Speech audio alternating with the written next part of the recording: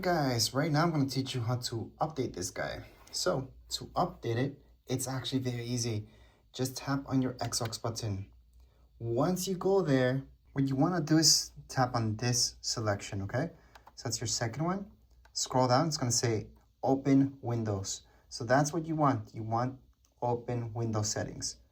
So I'm going to tap there. Okay, so from here, you're going to go into Windows Update. That's down here below.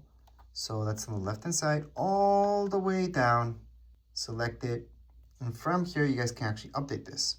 So go on and select, download, and install. And that's it. That's all you guys have to do. So I'm going to tap there. And we're going to do that with every single one of them. So right now it's going to download.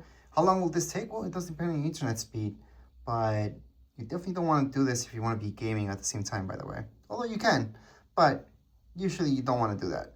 And you can just restart right now if you guys want any update to happen at this point in time. And then you will be done.